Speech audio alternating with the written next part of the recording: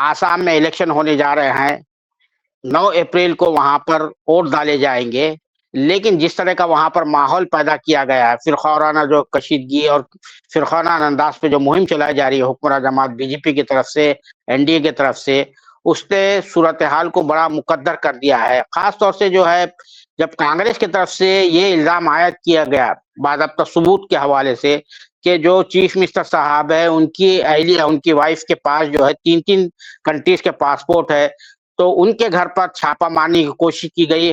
हालाँकि ये जो है मॉडल कोड ऑफ कंडक्ट की जो है बड़ी खिलाफ वर्ज़ी थी। तो ये सूरत-ए-हाल है। उसी पर जो है वहाँ पर जो है इंतखाबी नक्शा क्या है, क्या सूरत-ए-हाल है, उसको जानने के लिए हमने गुवाहाटी में सीनियर एडवोकेट अमन वदू साहब से राब्ता कायम किया और उनसे जो है हम बात करेंगे। जो कांग्रेस के तर्जुमान भी है, वहाँ पर जो आसाम कांग्रेस पार्टी है, जो कमेटी है, उसके तर्जुमान भी हैं और एक्टिविस्ट भी रहे हैं और इन्होंने जो है अमेरिका से तालीम हासिल की है, लॉ की तालीम हासिल की है। ये फुलब्राइट स्कॉलरशिप पर भी गए हैं। तो ये बहुत ही काबिल जो है वकील है, फाजिल वकील है और हुकूक इंसानी के लिए भी काम करते रहे। तो मैं सबसे पहले जनाब अमन वदू साहब का इस्तकबाल करता हूँ, उनकी खिदमत में सलाम अर्ज़ करता हूँ। आदाब।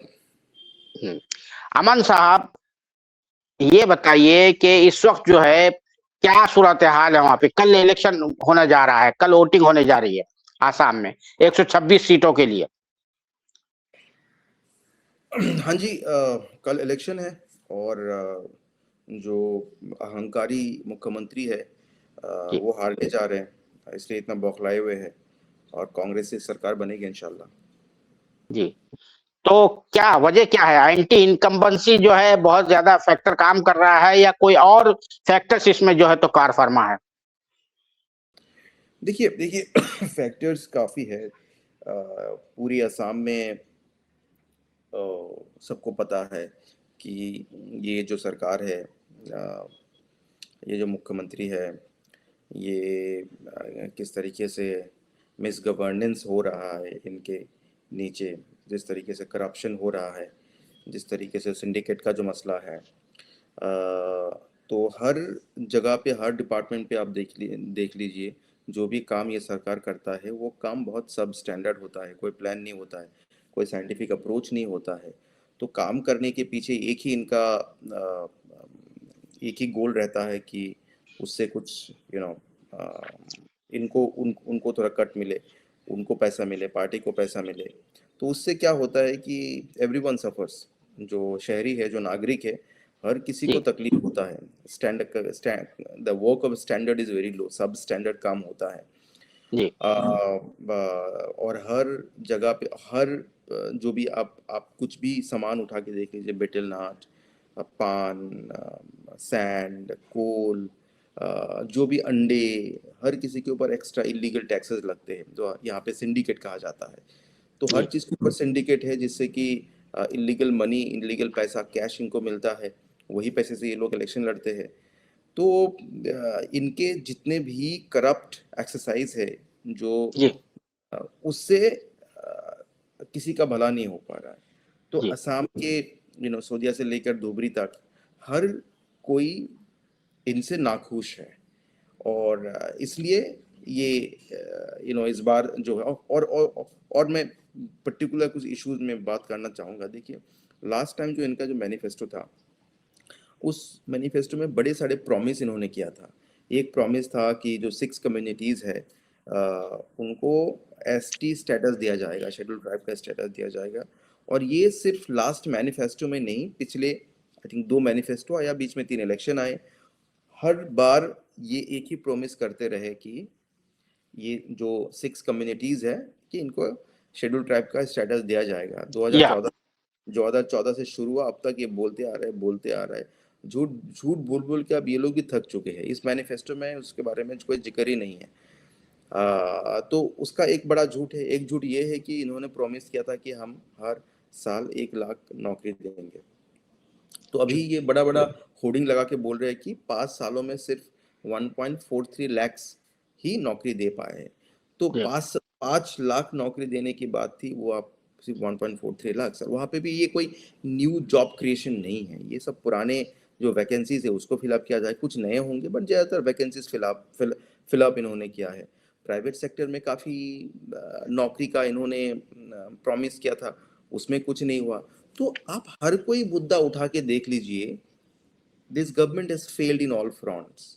और जब फेल हुआ है तब इनका सिर्फ एक ही जरिया है कि मुसलमान को बदनाम करो, मुसलमान को गाली दो, उनको बांग्लादेशी बोलो। बस सिर्फ एक ही इशू पे ये इलेक्शन लड़ना चाहता है। बट आई थिंक असम के जो जो लोग हैं वो स्मार्ट है, वो समझते हैं, वो वाइज है। और इनका ये जो पॉलिटिक्स है धर्म के नाम पे जो राजनीति है, इनको समझ में आ चुका है।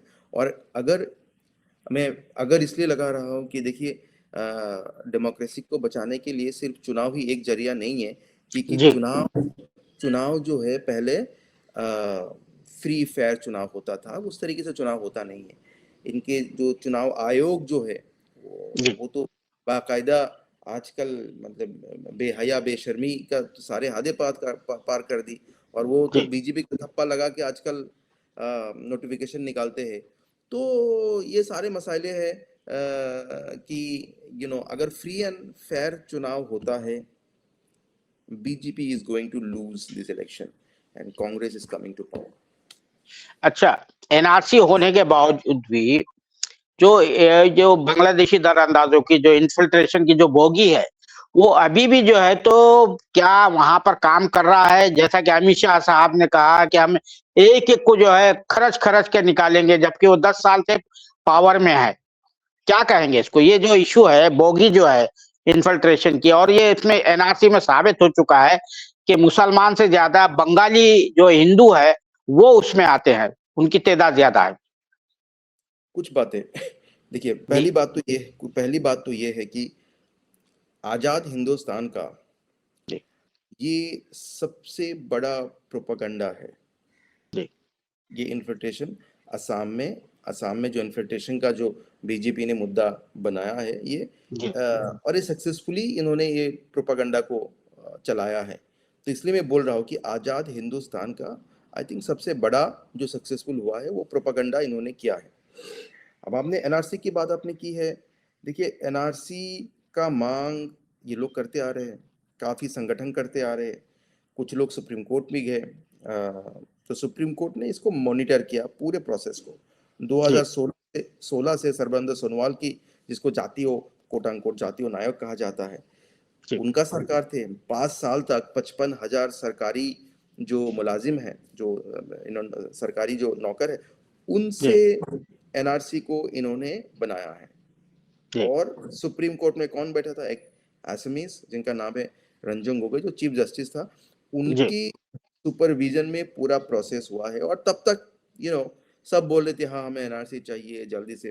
तो जब एनआरसी आ गया 31 अगस्त 2019 को, नंबर आया 19 लाख कुछ हजार, तब जाके ये लोग बोलने लगे वी आर नॉट हैप्पी, क्योंकि नंबर कम आया है, उसमें मुसलमान कम है, तो ये खुश नहीं है।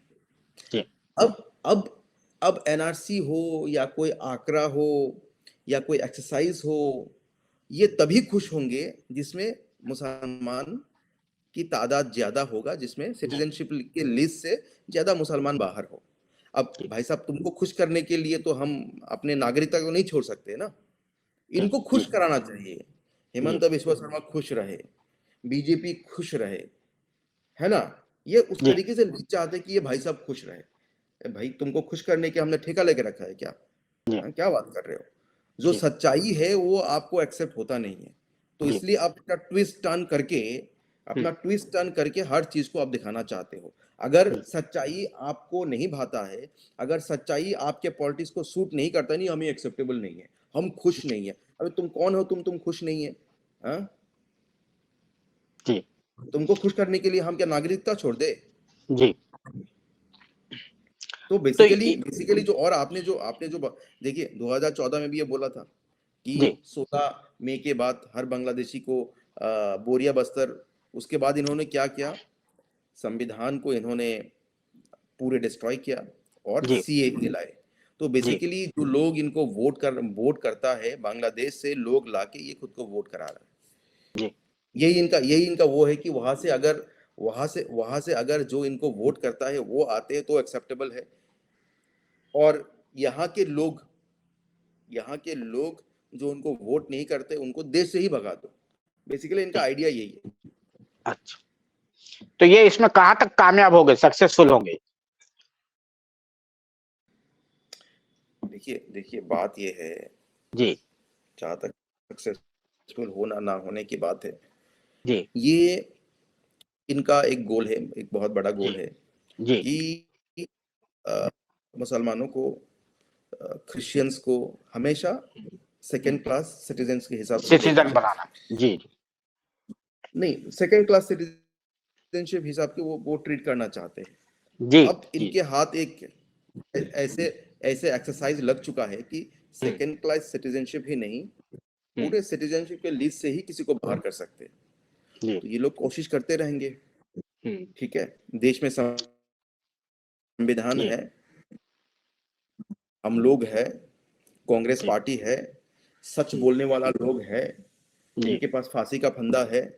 अब जी देखा जाएगा कि सच जीतेगा इनका फांसी का फंदा, लेकिन वो लोग तैयार रहे, हम सच्चाई के राह में हम लोग चलेंगे, ये अपना फांसी के फंदा तैयार रखे। अच्छा, इलेक्शन के हवाले से आता हूँ। जो आसाम है, स्टेट जो है, उसके 3 पार्ट बताए जाते हैं। एक तो अपर आसाम है, एक लोअर आसाम है और एक सेंट्रल आसाम है। तो लोअर आसाम में तो मुसलमानों की तादाद ज्यादा है। अपर आसाम में जो आहूम, जो ये गोगोई साहब जो आते हैं, उनके लोगों की तादाद ज्यादा है। और सेंट्रल आसाम का मामला है। तो ये जो डीलिमिटेशन करवा के, जैसे कि आप जानते हैं कि मुसलमानों की वहां पर जो है 2011 के सेंसस के मुताबिक जो आबादी है वो नियर अबाउट 35% है, यानी 1/3 है आफ्टर जम्मू एंड कश्मीर। बहुत मैटर करते हैं, लेकिन उनको जो है पॉलिटिकली मार्जिनलाइज करने की जो कोशिशें जो है मुसलसल हो रही है। तो ये जो है जो डीलिमिटेशन किया गया है, पहले 35 सीटें थी, असरअंदाज होते थे, Muslim vote were in decisive position, अब वो 25 पे लाया गया। तो इसके क्या आप किस तरह से आप इसको ये करेंगे, एनालाइज करेंगे, ये सिचुएशन जो है पैदा की गई है? देखिए, राजनीतिक न्याय या पॉलिटिकल जी जस्टिस संविधान का एक मैंडेट जी है ना। इसलिए किसी लोगों को, कई कई कम्युनिटीज को रिजर्वेशन मिलता है, तो जी इसलिए मिलता है, वो राइटफुल रिजर्वेशन है, संविधान में उसका प्रावधान है। जी तो जी वो इसलिए दिया जाता है कि एक पॉलिटिकल जस्टिस करने के लिए। जी और अगर आप देखें तो ये एक जो नुमाइंदगी होते हैं, जो रिप्रेजेंटेशन जी होते हैं, और वो प्रोपोर्शनेट होना चाहिए।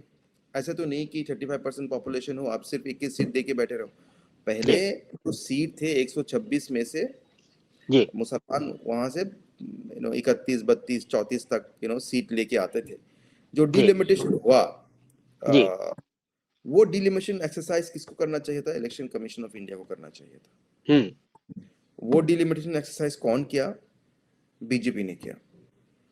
अब अब हम इलेक्शन की बात, जो मैंने आपको फ्री एंड फेयर इलेक्शन की बात कर रहे जी थे, जी जी तो इस तरीके की इलेक्शन कमीशन ऑफ इंडिया, जो चुनाव आयोग कंप्रोमाइज्ड है, जी चुनाव तो चुनाव, ये लोग डिलिमिटेशन प्रोसेस भी, एक्सरसाइज भी बीजेपी से करवाया है। आप किसी से भी जाके पूछ लीजिए, ओपन एंड मतलब ओपन सीक्रेट है ये, कि यहाँ पे एक मंत्री है जिनका नाम अशोक सिंघल है, जी मुख्यमंत्री के बड़ा करीबी मंत्री है, उन्हीं के लैपटॉप में सब कुछ हुआ, ये सबको पता है। ये जी सरेआम लोग यहाँ पे बोलते हैं, और ये सच है हम्म, कि किस तरीके से। अब ऐसे कैसे हो सकता है कि किसी कॉन्स्टिट्यूंसी में 1.5 लाख वोटर है, किसी में 3.5 लाख वोटर है? तो मुसलमान के सीट आज के डेट में 21 या 22 उसमें, जहां से वो चुनाव लड़के जीत के आ सकता है। जी तो ये जो पूरा प्रोसेस है, ये जो संविधान का जो मैंडेट है, कॉन्स्टिट्यूशनल सॉरी पॉलिटिकल जस्टिस का, उसके खिलाफ है। जी अब सिर्फ मुसलमान को ही नहीं, ये बराक वैली में आई थिंक 2 सीट कम हो गया है। जी जैसे जो आहूम कम्युनिटीज है, जी उनके सीट कम हो गया है, उनको पॉलिटिकली वीक करने की एक कोशिश किया गया है। जी तो जिस तरीके से बीजेपी को ज्यादा फायदा हो, जी उसी हिसाब से इन्होंने ये परिसीमन करने की काम किया जी है ना। जी अब आपके सवाल है कि इससे कितना फर्क पड़ेगा। अब देखिए, मैं फिर से बोल रहा हूँ कि अगर फ्री एंड फेयर इलेक्शन हो, लेवल प्लेइंग फील्ड तो है ही नहीं, बट फिर भी अगर जिस तरीके से लोग ईवीएम में वोट करते हैं, अगर जी वही वोट रिफ्लेक्ट हो, तो जी इन सब के बावजूद जी इन सब के बावजूद सारे कम्युनिटीज जो है असम में, अब ये कोई होमोजेनस स्टेट नहीं है, गुलदस्ता की जी तरह है, बहुत क्या सारे कम्युनिटीज है, बहुत सारे ट्राइब्स है। जी every everyone is fed up with this government, इनके करप्शन से, इनके दादागिरी से। ये एक अरुणोदय करके प्रोग्राम है जो महिलाओं को 1250 रुपया दिया जाता है, उसके जी लिए आपको सरकारी मीटिंग में जाना पड़ेगा, आपको हम्म बीजेपी के मीटिंग में जाना पड़ेगा। उनके हम्म बच्चे अगर फेसबुक में सरकार के खिलाफ लिखता है तो उनका उस लिस्ट से नाम काटा जाता है। जी तो बहुत ही यू नो हर किसी को डिग्निटी को चोट पहुंचाने का काम भारतीय जनता पार्टी करता है। जी सिर्फ इनको फायदा होना चाहिए, बाकी आप इनके हिसाब से चलो तो आपको मिलेगा सुविधा, इनके हिसाब से नहीं चलो तो नहीं मिलेगा, है ना। जी तो इससे इससे लोग बहुत खफा है, लोग बहुत जी नाराज है। जिस तरीके से वोट ईवीएम में जाता है, अगर वही वोट रिफ्लेक्ट होता है, तो ये डिलिमिटेशन के बाद भी इतना जो बथेरे पैसे बना के रखा रखा है, इन सब यूज करने के बाद भी ये लोग भारतीय जनता पार्टी चुनाव करेंगे। अच्छा, अब मैं आता हूँ हेमंत बिस्वा शर्मा। वो पहले कांग्रेस में थे और सीएम बनना चाहते थे, लेकिन राहुल गांधी ने जिस तरह से वो, अब वो उस मामले में नहीं जाऊंगा। ये बीजेपी में शामिल हुए, बीजेपी में शामिल होकर वो भी सब सब जानते हैं, बीजेपी ने उनके खिलाफ बड़ा प्रोपेगेंडा किया था करप्शन के हवाले से, तो वहां की मशीन में जाके वो धुल गए हैं। लेकिन जब से उन्होंने इख्तिदार संभाला सोनोवाल के बाद, उनके जबान से जो है मुसलमानों के खिलाफ, ना सिर्फ जो है मुसलमानों के खिलाफ बुरी बातें निकल रही है, मियाँ मुस्लिम कहते हैं, फिर जो है उनका एक्शंस भी जो है मुसलमानों के खिलाफ हो रहा है।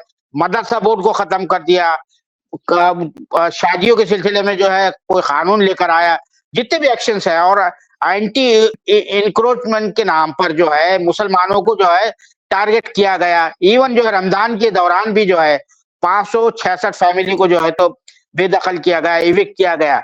तो उनके जितने भी एक्शंस है वो एंटी मुस्लिम है। तो क्या वजह क्या है, क्या उनको मुसलमानों से क्या प्रॉब्लम है? जबकि आपकी जो एक अमीरी शरीयत थे, उन्होंने मुझसे बताया था, मैं 2016 में आया था वहां पर, आसाम के जो अमीर शेख, वो कहते थे कि भाई ये शर्मा साहब बहुत ही सेकुलर आदमी है, when he was in the Congress party as a minister. देखिए, इनको इनको जैसे मैंने आपको बोला है कि इतना जी ज्यादा करप्ट, इनके परिवार की संपत्ति आप देख लीजिए, इनके जो करीबी मंत्री है उनके संपत्ति आप देख लीजिए, और जितने भी मैंने आपको बताया कि जो सोकल डेवलपमेंट भी कंस्ट्रक्शन के काम होते हैं, जिसको डेवलपमेंट कहते हैं, वो सब अपने इर्द गिर्द के बंदों को ही मिल जाता है। तो इससे क्या होता है, इससे आप परफॉर्मेंस तो आप जीरो है, जी परफॉर्मेंस आपका खराब है। अब आपको दिल्ली को भी दिखाना है कि भाई मैं कुछ कर रहा हूँ, तो आप कैसे रिलेवेंट रहेंगे। नागपुर को भी आपको दिखाना है कि भाई देखो मैं काम कर रहा हूँ। आप रिलेवेंट तब रहेंगे जब आप मुसलमान को गाली देंगे, है ना, आप जी उनके अधिकार छीनेंगे छीनेंगे। जी संविधान का, आज के डेट में संविधान का सबसे ज्यादा अपमान करने वाला आदमी जो है, जी उसका नाम हिमंत बिस्वा शर्मा है। जी संविधान नाम का कोई चीज इनके डिक्शनरी में नहीं है। हम्म, और यही आदमी है जो, क्योंकि एक प्रोसीजरल है, ये संविधान में लिखा हुआ है कि ओथ लेना पड़ेगा, तो ओथ लिया संविधान के ऊपर, और वही असेंबली में खड़े होके बैठते हैं कि मैं पक्षपात करूंगा, है ना, जी जी कि मैं पक्षपात करूंगा। हम्म, तो इनका एक ही मसला है कि क्योंकि ये अपने गवर्नेंस में फेल है, तो कुछ और दिखाना पड़ेगा, लोगों को डिस्ट्रैक्ट करना पड़ेगा, लोगों को जैसे बिग बॉस में होते हैं कि कुछ जी एक्टिविटीज में बिजी रखो। तो ये इसी चीज में लोगों को बिजी रखते हैं कि टीवी में यही सब हो रहा है, तो लोग थोड़ा यू नो कि इन मुद्दों से वो हटके रहे, जी उनका डिस्ट्रैक्शन रहे। तो ये हम्म, उनका मोडस ऑपरेंडी है जी कि सबको ध्यान बटाओ, हटाओ इसको, मतलब अब जो कंसंट्रेशन है उसको हटाओ और पूरे डिस्ट्रैक्ट होते रहे, मुद्दे के ऊपर लोग बात ना करें। तो जो करते हैं वो इसीलिए करता है कि जो लोग डिस्ट्रैक्ट होते रहे। इनका जो अभी नौटंकी आप देखेंगे तो बिल्कुल इसीलिए है। ये व्हाइट पेपर पेश करे ना डेवलपमेंट के ऊपर, जी कहाँ पे कितना पैसा खर्चा हुआ, करे ना ये। जी जैसे ये अभी अभी हमारे घर के सामने जो रास्ता है ये 5 साल से बन ही रहा है, एक बार जी तोड़ता है एक बार बनाता है, क्योंकि कॉन्ट्रैक्ट इनके यार दोस्तों को मिलना चाहिए। एक बार ड्रेन बनाता है उसको तोड़ता है, फिर बनाता है, फिर बगल में और एक ड्रेन बनाता है। कोई साइंटिफिक प्रोसेस नहीं है, कुछ नहीं है। यहाँ का पानी वहां चला जाता है, वहां का पानी वहां चला जाता है, फिर रोड को बड़ा किया जाता है, चौड़ा किया जाता, ऊंचा किया जाता है। तो मतलब पागलपंती है और कुछ नहीं। अगर कोई गुवाहाटी में अर्बन प्लानिंग देखे इनके, जी सबको ये पता लग जाएगा कि इनका गवर्नेंस का क्या स्टाइल है। जी सिर्फ शो ऑफ करना है। एक अच्छा इवेंट मैनेजमेंट कंपनी चलाने में ये आई थिंक एक कॉम्पिटेंट आदमी होता, वहां पे भी फेल होता, बट थोड़ा बहुत ये पॉम शो तो कर ही सकता था। वो उनका ये मॉडल ऑपरेंडी है। जैसा कि आप मैंने कहा, मुसलमानों पर जो है सबसे ज्यादा टारगेट किया जा रहा है। बारपेटा में जो मेडिकल कॉलेज था फखरुद्दीन अली अहमद के नाम से, जो इंडिया के प्रेसिडेंट रहे हैं, उसका नाम हटा दिया गया। इन्हें मुसलसल मुसलमानों को निशाना बनाया जा रहा है, टारगेट किया जा रहा है। तो ये जो all India United democratic front है बदरुद्दीन अजमल साहब की, उन्होंने तो इनको सनद पेश करने की कोशिश की थी हेमंत बिस्वा शर्मा साहब को कि आसाम में कोई मसला नहीं है। अब ये ओवैसी के साथ जो है मैदान में उतरे हैं, तो क्या मुसलमानों का जो वोट जो है तस्लीम हो जाएगा, उसके नतीजे में जो है बीजेपी के लिए रास्ता हमवार हो जाएगा। देखिए, जहां तक वो फखरुद्दीन अली मेडिकल कॉलेज की बात है, जी जो बात है उसमें मैं ये कहना चाहूँगा कि देखिए, इनका अब ये जिस आइडियोलॉजी में यकीन करते हैं, जिस पार्टी जी में है, जी उनका इस देश का जो जो फ्रीडम स्ट्रगल है उसमें कोई योगदान नहीं था। जी फखरुद्दीन अली अहमद सिर्फ राष्ट्रपति ही नहीं थे इस देश के, असम से गया हुआ पहला राष्ट्रपति ही नहीं थे, हम्म, वो फ्रीडम फाइटर थे। वो दो कई साल वो जेल में रहे, जोरहाट जेल में हम्म, रहे और कई जेल में वो रहे हैं। तो इनको तो ऑब्वियसली चिढ़ होगा कि हम्म, ये देशभक्त थे, मुसलमान हैं, इन सब चीजों से इनको इनको प्रॉब्लम होता है ना। हम्म, देश से जो प्यार करता है उनसे प्रॉब्लम है, इनको मुसलमान से प्रॉब्लम है। तो ये कोई सरप्राइजिंग चीज नहीं है। जो बीजेपी जो पॉलिटिक्स करते हैं उसी पॉलिटिक्स का एक पार्ट है। दूसरी बात है कि आपने बदरुद्दीन अजमल साहब का बात आपने बोला है। देखिए, हम्म, अजमल साहब का जो जो नारा है सोशल जस्टिस का, आप किसी को भी आके यहाँ पे पूछ लीजिए, लोग हंसेगा। जी अजमल साहब, उनका काफी उम्र हो गया है, अल्लाह उनको शिफा अता फरमाए। थोड़ा नासाज रहते हैं वो, तो उनके लिए जी दुआ करता हूँ, लेकिन वो पॉलिटिशियन है नहीं, अच्छा जी बिजनेसमैन है। और ये दोनों चीज इकट्ठे नहीं चलते हैं। जी बिजनेसमैन एक अच्छा पॉलिटिशियन नहीं बन सकता है, क्योंकि उनके काफी उनका ऑब्लिगेशंस होता है। उनके छोटे भाई सिराजुद्दीन अजमल साहब खुली तौर पे सबके सामने, मीडिया के सामने बोला कि हिमंता बिस्वा शर्मा सबसे अच्छा चीफ मिनिस्टर है। मुख्यमंत्री है, और उस चीज Yeah. को अजमल साहब ने भी बोला है। और आप सबसे बात कर लीजिए कि अजमल साहब उनके इशारों पे ही चलता है, हिमंता बिस्वा शर्मा के इशारों पे ही चलता है। तो जो पार्टी जो मुसलमान का वोट मांगने जाता है, अगर वो पार्टी एक ऐसा आदमी जो मुसलमान का राइट्स हमेशा वायलेट करता है, संवैधानिक अधिकार हमेशा छीनता है, अगर जी उनके साथ इंटरनल अलायंस होता है, तो आप समझ सकते हैं कि किस तरीके की पॉलिटिक्स अजमल साहब का है। जी बहुत ही नॉन सीरियस पॉलिटिशियन है, serious businessman, non serious politician. I think he should have stick to business. अच्छा बिजनेसमैन है, बहुत तरक्की किया उन्होंने, बट लाइक आई सेड, ये बिजनेस और पॉलिटिक्स इकट्ठे नहीं चलता है।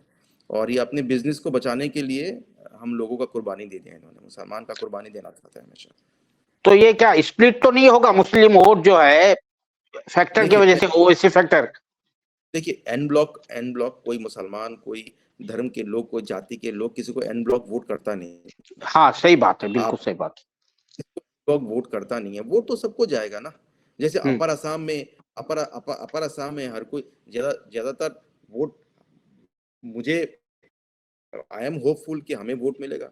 लोअर असम में भी ज्यादातर वोट हमको मिलेगा। हमारे अगर मीटिंग में आप देखेंगे, आप जी कोकाजान एक ट्राइबल एरिया है, वहां का मीटिंग परसों जी हमारे प्रेसिडेंट गौरव गोगोई जी जी माकूम, लखीमपुर, धेमाजी, रोहा, ये सब यहाँ पे ज्यादातर ज्यादातर हिंदू असमीज हिंदूज है या ये ट्राइबल लोग है। ट्राइब्स है।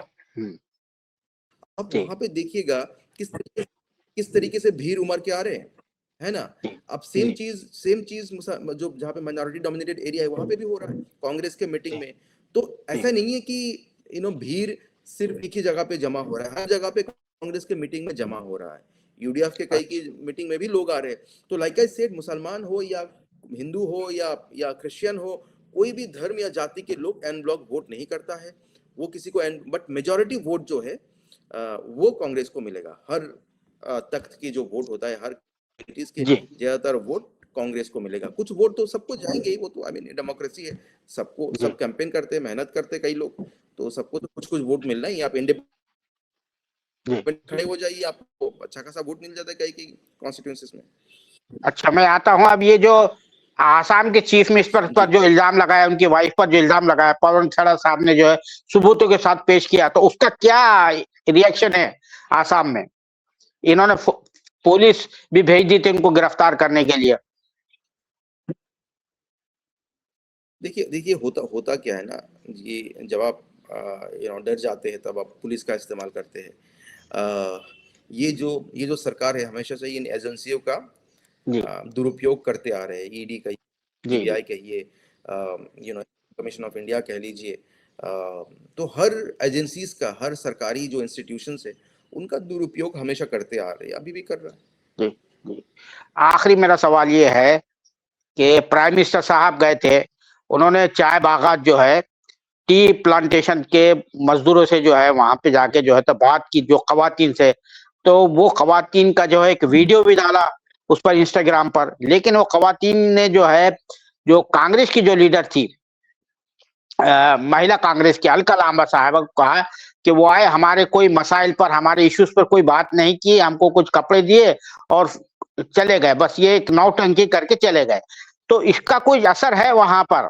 ये जो जब इससे काउंटर में जो अब एक वीडियो जो है अलका लांबा ने डाला। देखिए प्रधानमंत्री जी बुजुर्ग बुजुर्ग आदमी हैं, उनसे ये सब जी शोभा जी नहीं देता है। जी देखिए, लोगों को समझ में आता है बीजेपी का जो जी पॉलिटिक्स है ना, हाँ जो ये बीजेपी एक अच्छा सक्सेसफुल इवेंट मैनेजमेंट कंपनी है, तो जी हर इवेंट बहुत अच्छी तरीके से कर सकता है। जी तो आप जो भी इवेंट इनको दे दीजिए, ये सही तरीके से करेगा। मुझे लगता है कि जो अभी आईपीएल चल रहा है इसका भी जी मतलब जो मैनेजमेंट है इन्हीं को इनको ले लेना चाहिए। अच्छा अच्छा करे, अच्छा अच्छा करेगा। अच्छा हाँ। तो अब आप आपका कहना ये है, यानी असर्शन ये है कि फ्री और फेयर इलेक्शन होते हैं तो कांग्रेस के जो क्यादत में, लीडरशिप में जो महाज बना हुआ है, वहां पे जो मोर्चा बना हुआ है, it is going to win the election, coming back to the power. क्योंकि दोनों के दरमियान जो है 1.5 का जो है तो परसेंटेज का डिफरेंस है, वोटिंग का ज्यादा डिफरेंस नहीं है लास्ट टाइम जो हुआ था 2021 में। देखिए, हाँ दो दो दो पॉलिटिशियन जी इस चुनाव का हाँ सबसे पॉपुलर फेसेस है, हिमंत बिस्वा शर्मा बीजेपी का, हाँ एक हाँ हमारे जो प्रेसिडेंट गौरव गोगोई जी। जी और गौरव जी गोगोई के साथ साथ गौरव गोगोई जी के साथ ल्यूरिन ज्योति गोगोई है, अखिल गोगोई है, जी हमारे जो कार्बी आंगलोंग का उनका इंडिजिनस कम्युनिटी का पार्टी है, सीपीआईएम है, सीपीआईएमएल है।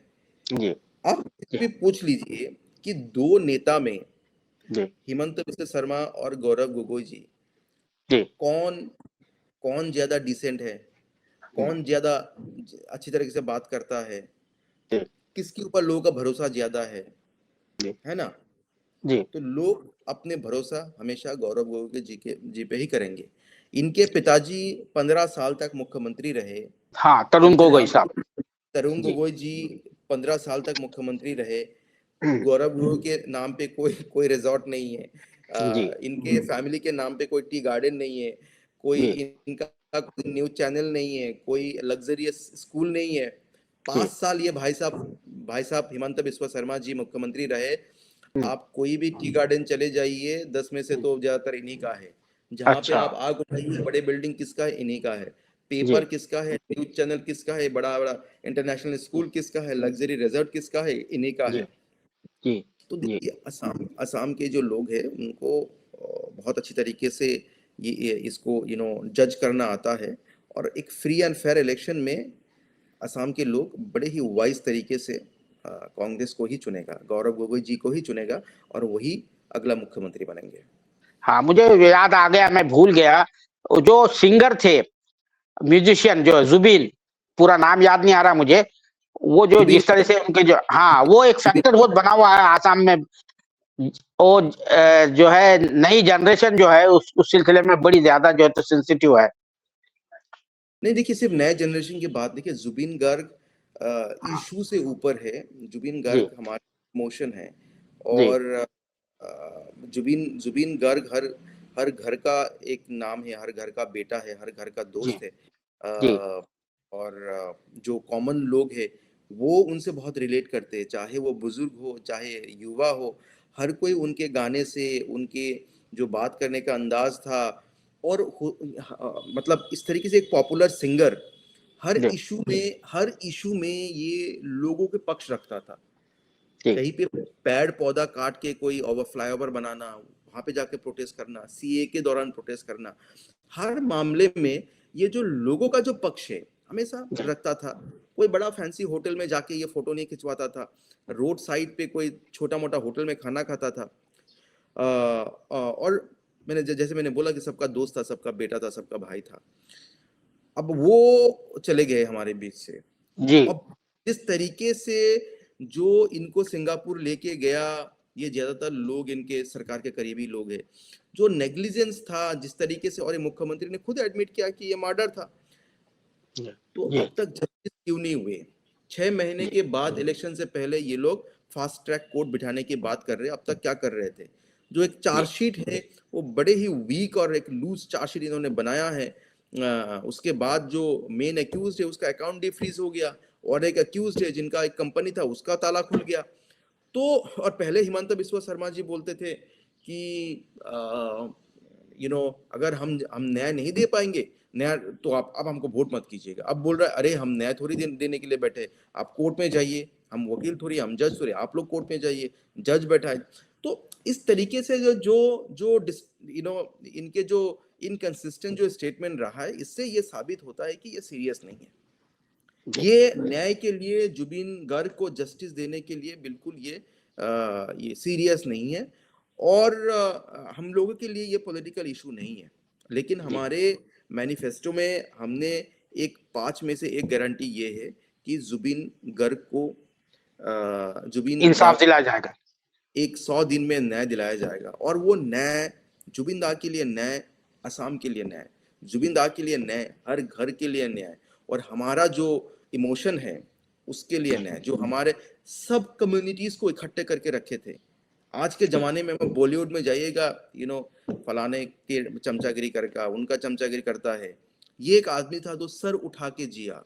जुबिन गर्ग बॉलीवुड के तरह जो एक बड़े बड़े एक्टर है जो बीजेपी का चापलूसी करते हैं, यहाँ पे जुबिन दा ने सर उठा के जिया, किसी से कभी किसी के सामने सर झुकाया नहीं, लोगों को बात किया, पैसे की तरफ नहीं देखा है, हमेशा लोगों की तरफ देखा है, लोगों का गाना गाते थे, लोगों का बात करते थे, लोगों के बीच में रहते थे।